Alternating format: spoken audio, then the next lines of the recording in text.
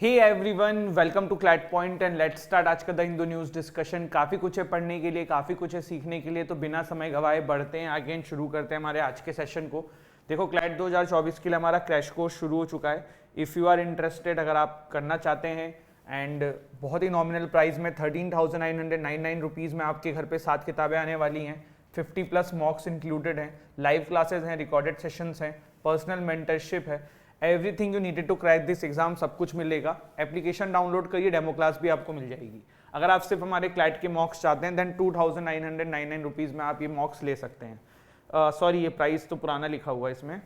The new price is 1,599 rupees में 35+ मॉक्स, 200+ sectional test, सब कुछ आपको मिलेगा।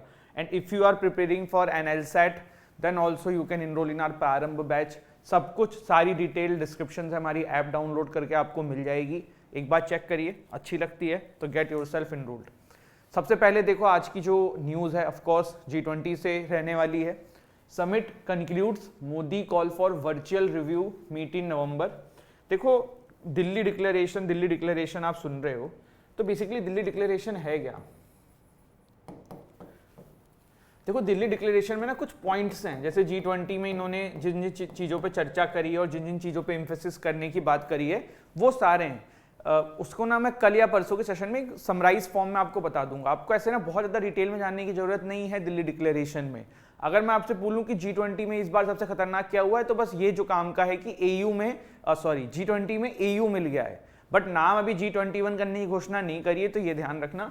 बाकी ये पॉइंटर्स भी मैं आपको बता दूंगा, ठीक है। इसके बाद देखिए, प्राइम मिनिस्टर मोदी जी ने जो है वो गेवल जो है वो दे दिया है किसको? आपके ब्राजील के हेड, ठीक, क्योंकि नेक्स्ट प्रेसिडेंसी जो है ना, आप सभी को आई होप पता हो कि वो ब्राजील के पास जाने वाली है। तो लूला दा सिल्वा को यहाँ पे ये गेवेल जो है ये प्राइम मिनिस्टर मोदी जी के द्वारा दे दिया गया था। सब पता ही है, सब हमने G20 के बारे में किया हुआ है। रोटेशन बेसिस पे इसकी चलती है, ट्रायो का बनता है, शेरपास रिप्रेजेंट करते हैं, सब कुछ वही है, कुछ ऐसा बहुत अलग निकल के नहीं आया है। सारी चीज़ें वैसी की वैसी ही हैं। इस पर अगर क्वेश्चन भी बनेगा, एक ये दिल्ली डिक्लेरेशन के पॉइंटर्स में थोड़ा समराइज फॉर्म है, क्योंकि आज क्या है ना, देखो ये आज ही न्यूज़ में आई हैं, तो पॉइंटर्स ना इतने अच्छे से कहीं निकल नहीं रहे हैं। जैसे हेडिंग है, लेकिन थोड़ा सा उसको ना प्रॉपर सिस्टमेटिक टीम से, आज कंटेंट टीम से बोलूंगा बनाएंगे, फिर कल आपको मैं सेशन में या परसों सेशन में दिखा दूंगा, ठीक है। इसके बाद देखो, on the crime of false promise to marry, क्या हुआ है? देखो, इंडियन पीनल कोड का जो अभी नया नाम आया है ना, जिसका नाम क्या है? भारतीय न्याय संहिता, जिसको हम शॉर्ट में BNS बोलते हैं, जो कि पहले इंडियन पीनल कोड होता था, ठीक है। तो देखो, पहले IPC के अंदर ना, या अभी तक तो IPC ही है, जब आएगा आपका BNS तब की तब देखेंगे।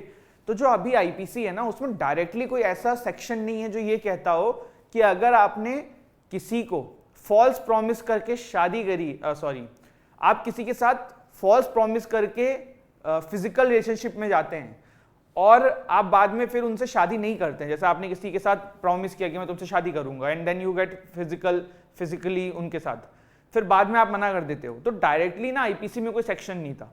तो उसके लिए क्या होता था कि बहुत सारे सुप्रीम कोर्ट के वर्डिक्ट्स होते थे, जिसके बेसिस पे ये कहा जाता था कि भैया ये बिल्कुल रेप में काउंट होगा। बट जो अभी नया कानून आया है ना, आपका सेक्शन 69 ऑफ प्रपोज्ड भारतीय न्याय संहिता BNS, ये कहता है sexual intercourse on false promise of marriage as an offence. क्या कहता है इसमें? बेसिकली ये कहा जा रहा है कि अगर आपने किसी को फॉल्स प्रॉमिस करा कि मैं तुमसे शादी करूंगा और इसलिए तुमने उनके साथ सेक्सुअल इंटरकोर्स कर लिया, तो यहां पे आप पनिशेबल हो। अब यहां पे एक प्रॉब्लम है, देखो ऐसे कानून के साथ एक सबसे बड़ी प्रॉब्लम क्या होती है कि how man is going to proof कि भाई ये फॉल्स प्रॉमिस नहीं किया गया था, या फिर देखो होता क्या है, कोई बंदा रिलेशनशिप में है, कोई कपल रिलेशनशिप में, कल को उनका ब्रेकअप हो जाता है, तो जो अपोजिट मतलब जो भी जो इस ब्रेकअप के अंदर जो एक उस साइड में है, लॉस वाले साइड में, जिसने नहीं किया है, फिर वो रिवेंज लेने के लिए भी ये चीजें कर सकता है। तो इन सब में बहुत प्रॉब्लम है। तो ये टेक्स्ट वाले पेज पे पूरा आया था, तो मैंने कहा आप लोगों को थोड़ा सा बता देते हैं। इसमें देखो यहाँ पे लिखा हुआ है, the section 69 creates 2 violations, one by deceitful means and by false promise to marry. Deceitful means will include the false promise of employment or promotion, inducement or marrying after suppressing identity. The false promise to marry will be attracted only a man makes a promise to marry a woman with the intention of breaking it for the purpose of getting her consent and sexually exploiting her. तो ये यहाँ पे ये वाला मामला था।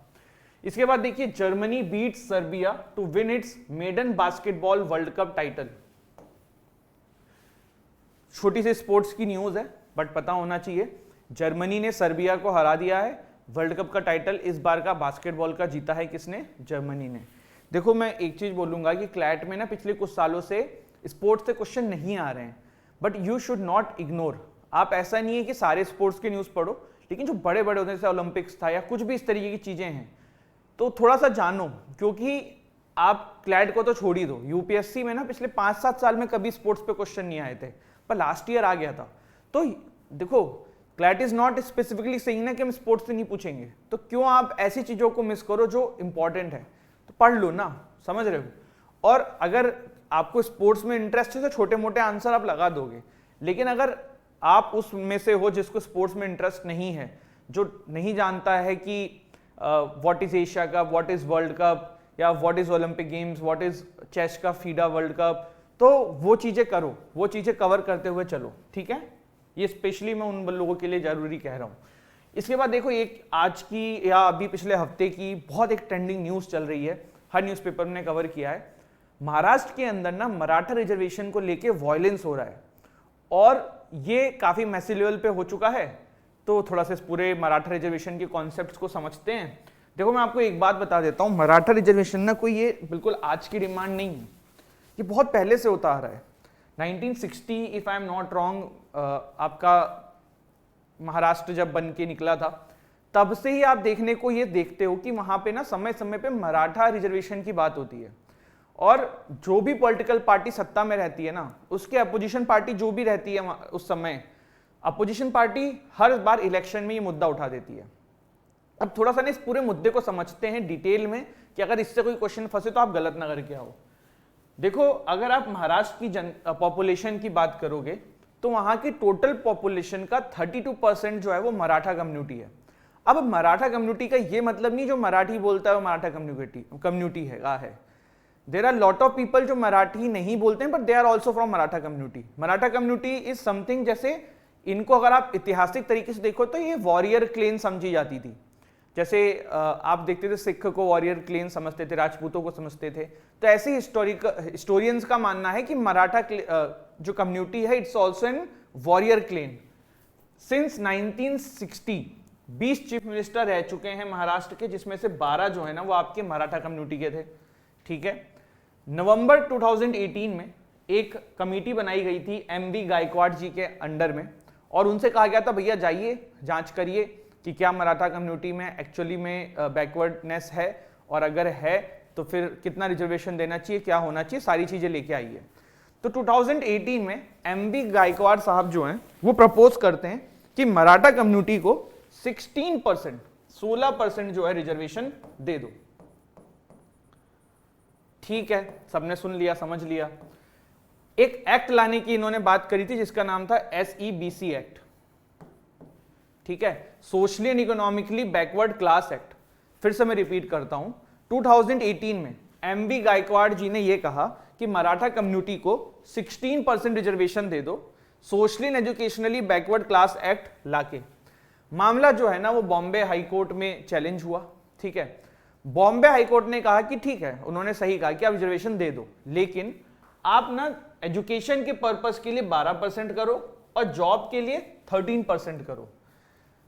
ये चीज यहां पे सामने आई। इसके बाद ये मामला सुप्रीम कोर्ट में गया। सुप्रीम कोर्ट ने 2021 इन मई 2021 5 जज constitution bench of the supreme court headed by Justice Ashok Bhushan struck down the provision of Maharashtra law providing reservation to the Maratha community। क्यों नहीं किया? इन्होंने बोला कि जो 1992 का इंदिरा स्वानी जजमेंट है ना, ये इसका वायलेशन है। व्हाट इज 1992 का इंदिरा स्वानी जजमेंट? अभी मैं आपको थोड़ा डिटेल में भी बता दूंगा, लेकिन अगर आप बेसिक समझना चाहो ना तो 50% रिजर्वेशन एक्सीड नहीं कर सकते, यहाँ पे हो रहा था। तो सुप्रीम कोर्ट ने कहा कि भैया ये इंदिरा स्वानी जजमेंट का वायलेशन है और आप नहीं कर सकते हो, तो सुप्रीम कोर्ट ने इसको खारिज कर दिया।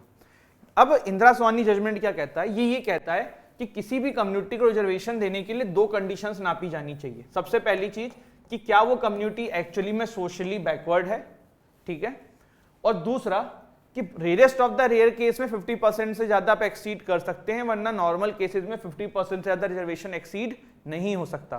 तो इन दोनों के तहत सुप्रीम कोर्ट ने फिर मराठा कम्युनिटी का जो रिजर्वेशन था इसको पूरा का पूरा खारिज कर दिया, ठीक है।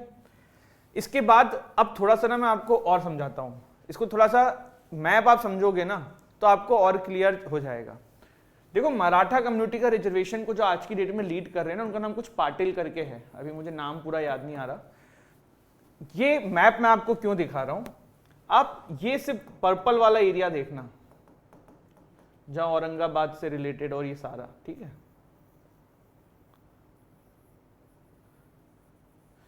एक्चुअल में ना रिजर्वेशन का सबसे ज्यादा डिमांड मराठा कम्युनिटीज का इसी एरिया से आ रहा है, और इसका सबसे बड़ा मेजर रीजन क्या है ना, ये एरिया जो है ना ये ड्रॉट से बहुत ज्यादा प्रभावित रहता है। ड्रॉट मतलब यहाँ पे बहुत बार सूखा पड़ जाता है। अब इससे आपको देखो बहुत सारी चीजों की क्लियरिटी मिल रही होगी। देखो एक्चुअली में होता क्या, जैसे ये बीड है, प्रभानी है, जलना है, औरंगाबाद है, लातूर है, जो महाराष्ट्र के लोग होंगे ना वो इस चीज को अभी समझेंगे। एक्चुअली इन एरिया के अंदर ना इंडस्ट्रियल डेवलपमेंट नहीं हुआ है। महाराष्ट्र देखो बहुत ज्यादा डेवलप है बहुत सारे एरिया में, जैसे पुणे हो गया, मुंबई हो गया, नागपुर हो गया, बट ये वाला जो एरिया है ना पूरा, यहाँ पे इतना ज्यादा डेवलपमेंट नहीं हो पाया। दूसरा एग्रीकल्चर भी इतना नहीं है, क्योंकि मैंने बोला ड्रॉट एंड ये सारी चीजें आती रहती हैं। तो यहाँ पे जो युवक है ना वो बहुत ज्यादा बेरोजगार है, और उसमें से जो ज्यादा लोग हैं वो फिर माइग्रेट कर जाते हैं इन एरियाज की तरफ काम के लिए, ठीक है। और जो बच जाते हैं ना वो बहुत सारे लोग पॉलिटिक्स में पड़ जाते हैं, क्योंकि ज्यादा वहां पे जॉब वाली चीजें है नहीं। इसके बाद एक और यहाँ पे प्रॉब्लम ये है कि जब जॉब नहीं है उसकी वजह से उन युवक को जो लगता है कि उनके पास एक आखिरी होप है, वो क्या है, गवर्नमेंट जॉब क्रैक करना है, और गवर्नमेंट जॉब अगर उन्होंने क्रैक कर लिया तो उनकी लाइफ सेट हो जाएगी। तो इसीलिए वो और ज्यादा रिजर्वेशन की डिमांड करते हैं। तो इसीलिए ये जो महाराष्ट्र का एरिया है ना, सबसे ज्यादा आपको मराठा रिजर्वेशन की डिमांड जो है ना वो इसी एरिया में दिखने वाली है, ठीक है। और ये क्यों दिखने वाली है वो मैंने आपको बता दिया, जिसको हम औरंगाबाद डिवीजन कहते हैं, पर्पल वाला ये पूरा एरिया है। इसके बाद देखो ये मैंने आपको लास्ट टाइम भी कुछ दिन पहले कराया था, मैं फिर बोल रहा हूं, ये बहुत इंपॉर्टेंट पेज है, इसको स्क्रीनशॉट ले लो, और ये हमारे टेलीग्राम पे भी डला हुआ है। बहुत ही अच्छे तरीके से हमने ना सारे अवार्ड्स को प्राइम मिनिस्टर मोदी जी की जो अभी तक है मेजर, सब एक पिक्चर में समराइज कर दिया है।